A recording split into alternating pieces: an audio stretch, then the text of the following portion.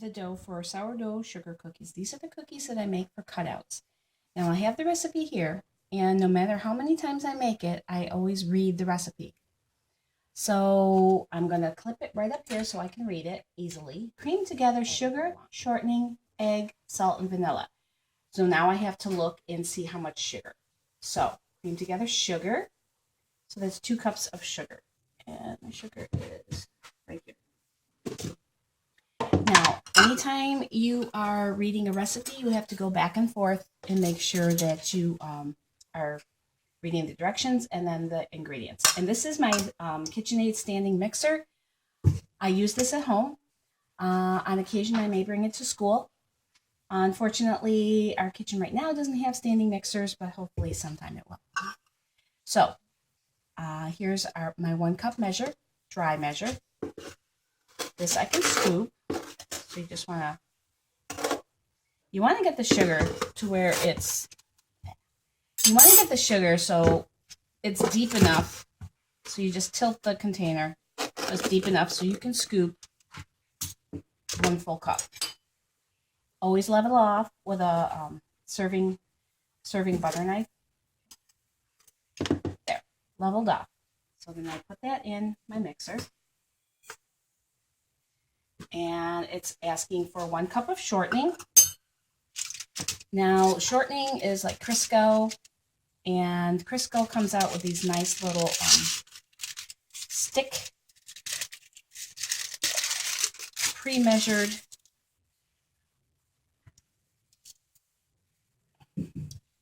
They're great. So you just pull this out. Now, one of these, always put the lid on. Now, one of these is going to be 1 cup. I've already read that. As you can see right here, it says 1 cup is right there. So this whole thing is 1 cup. So then open it up. And there's still some Crisco on the foil, so I'll be scraping it off. This is much easier than taking it out of the big Crisco can, because getting it out of your dry measuring cups is very difficult. So I'm going to scrape this off. Any extra. Okay. All right. So then that goes in the garbage. Eggs. 2 eggs. I have an egg. All right. And take the end of your knife, the flat side, and just tap it, and that cracks it. And you're going to put your fingers, both thumbs, in the crack, and use the back of your hand like a hinge. Like that. And you're going to do that. Now I'm going to wash my hands because I just handled eggs, and this is going to go in the water to be washed. The next thing is salt and vanilla. So I need to put in my salt. This is just like the salt we have in school. I'm going to rotate the top so we're on the pour spout. And I need 1 teaspoon of salt. Here's my teaspoon. I'm not going to do it over the bowl in case I overpour.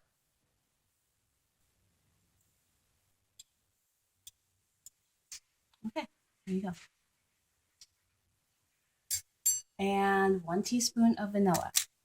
Vanilla is liquid, but we still use the measuring spoons. Remember, they're used for dry or for liquid.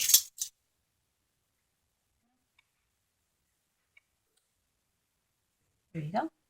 So this gets screwed in. This I've already plugged in, and I've made sure that it's off. I put the top down, lock it into place, and start at a low speed. And then when I see things are getting mixed, then I can go a little bit higher. I need 1 cup of sour milk. So I'm going to pour 1 cup into the liquid measuring cup.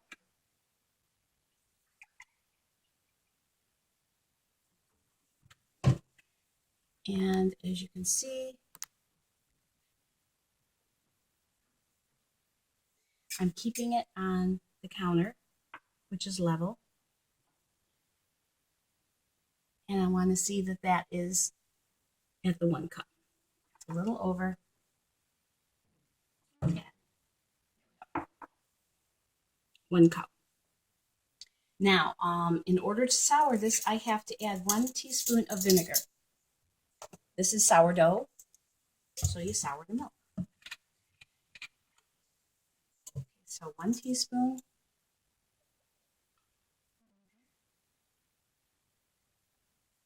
Put that in.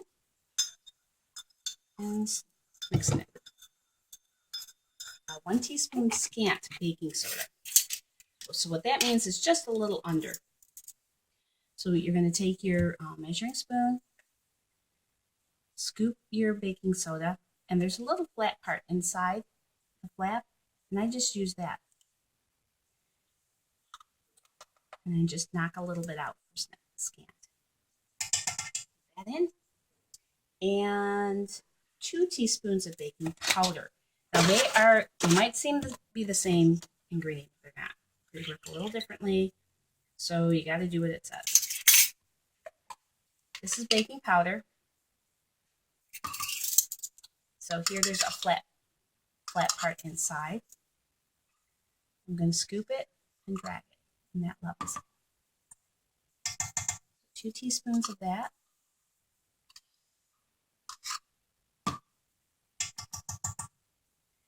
And flour. It's going to ask for the flour. There's 6 cups of flour, so it's like lumpy. That's from the sour milk. But that's what gives us the flavor and consistency that we need for the sourdough. And remember, flour, we scoop into the measuring cup. We don't scoop it like this. We scoop it with a spoon. And then we level off. We don't want to pack this down, because then we're not going to have the right amount of flour.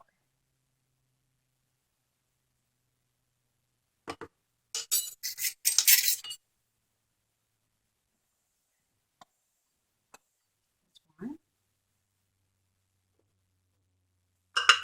1. Definitely do 1 or 2 cups, then mix it in. Another 2 cups, mix it in. Another 2 cups, mix it in. Put on the slowest possible until all the flour gets wet. So this way it doesn't go poof all out.